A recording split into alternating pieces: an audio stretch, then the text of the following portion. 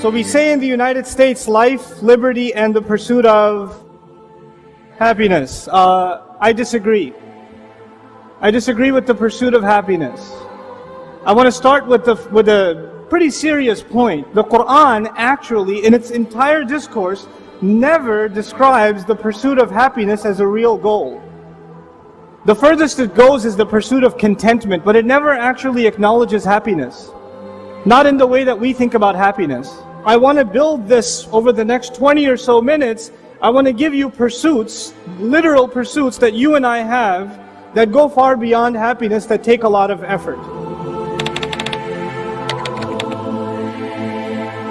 And let's, by the way, start at point zero. The lowest pursuit that I'm sharing with you today is actually the pursuit of happiness. It doesn't take much to be happy.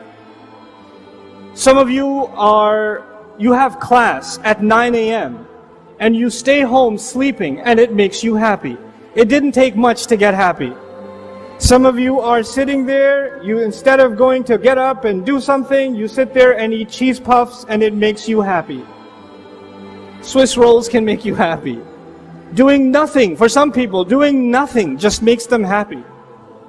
So being happy is not really an accomplishment. Obviously, it's something that goes away very quickly too, but it's not really something that takes too much effort.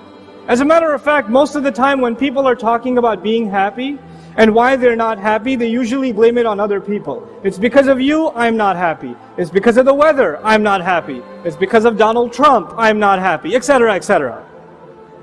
But then there's a pursuit higher than that, and I'm going to build a number of pursuits, and the lowest of them in today's conversation is the pursuit of happiness. Here's the next pursuit.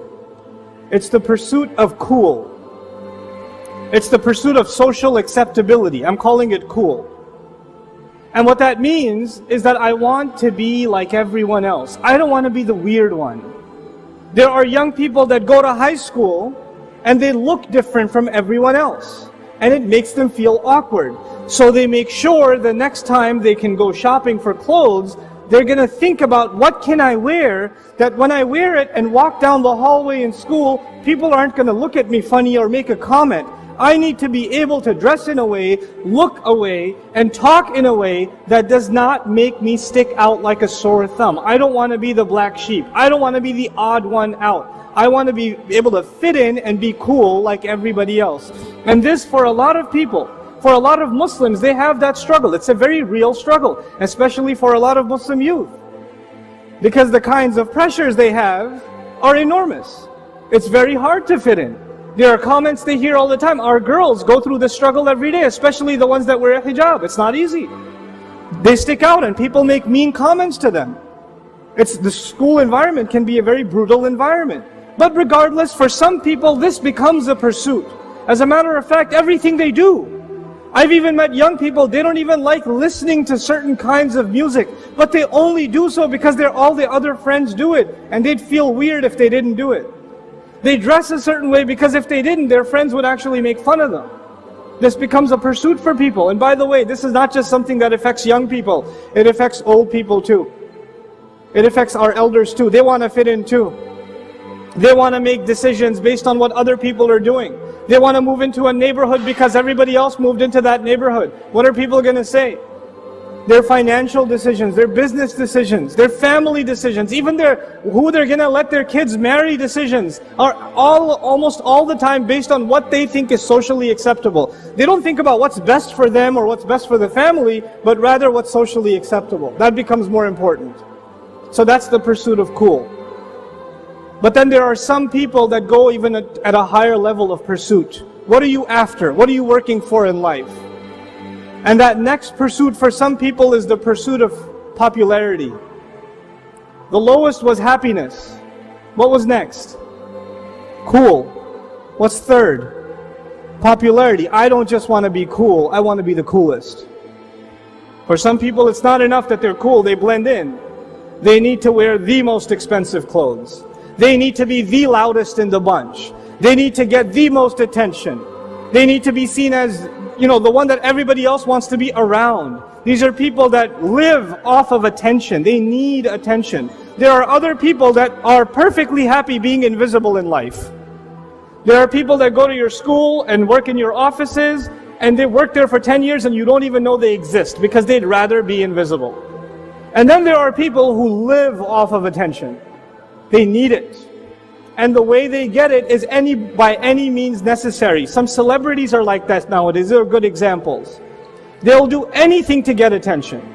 If they're musicians and their music doesn't sell anymore, then maybe they'll just get involved in some scandal. At least some other magazine, some tabloid is going to mention them.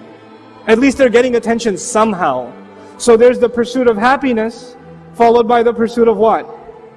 I forgot. Cool. Followed by the pursuit of what? Popularity. Popularity. And some people live for that. That's what they do. That's what their life is about. Above popularity, however, there are people who pursue something even higher. And they pursue prestige.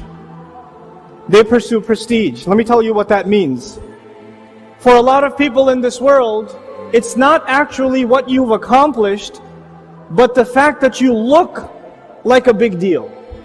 The fact that you're associated with a big deal. So the brand of clothes you wear is more important than the intelligence you have. The words you have to say, the work you've actually done. The kind of car you drive becomes really important. So for some of you whose families are not doing so well financially, and your dad drives a 1988 Buick something, you'd rather be dropped off 4 blocks before your school. Because you can't be associated with a beater. If it was a BMW, if it was a Mercedes, if it was, it was something worth showing off, then you'd be dropped off at the front of the school. There are people who love telling you which college they go to. By the way, I'm asking for directions to the airport. The guy says, by the way, I went to Harvard. Thanks, but where's the airport? You feel the need to let people know that your self-worth has now increased in some way because your name is associated with Harvard. Your clothes, your body is associated with brand name clothes. Something. And for some people, it's actually who they've met, who they've affiliated with. You know who I met? You know who I have a selfie with?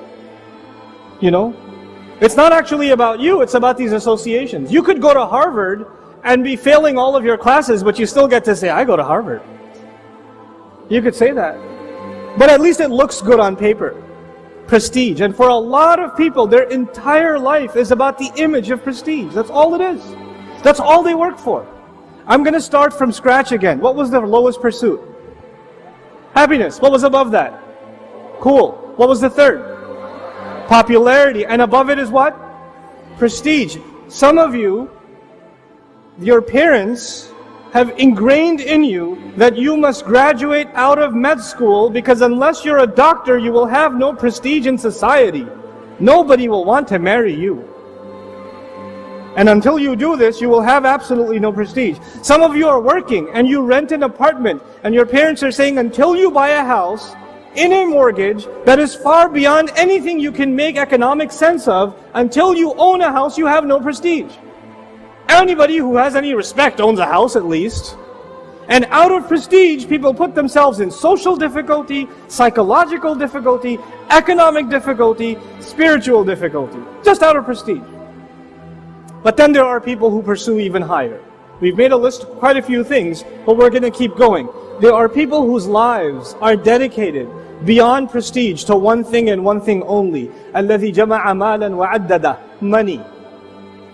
They don't care about prestige. They don't care about looking cool. They don't care about being popular. They don't care about happiness. They don't care about anything. All they care about is what? Money. And these people are good at making money. They wear smelly, dirty t-shirts. They look like they're homeless, but they're making 30 grand a day.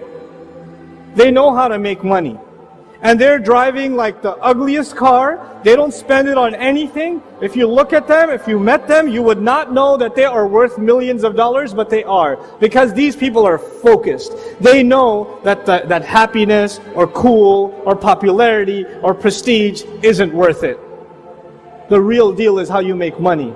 And these people are smart and they work hard. They work hard. These are rigorous people.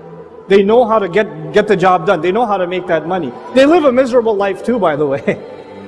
Because they spend all of that energy, and they have a God-given gift. Maybe they're entrepreneurs or they're really good at their career and they know how to get those promotions. They exhaust every bit of their energy in this direction, and they leave behind a family that's been abandoned. They don't have much in terms of friends. They don't really even take care of their own health. They are miserable in every other aspect of life. The only time you see them come alive is when there's talk about the business, when there's talk about the next investment, when there's talk about moving the career further. That's all they pursue. So that's money. I forgot the list. What was the first one? Happiness. Then cool. Then popularity. Then prestige. And on top of that one, money.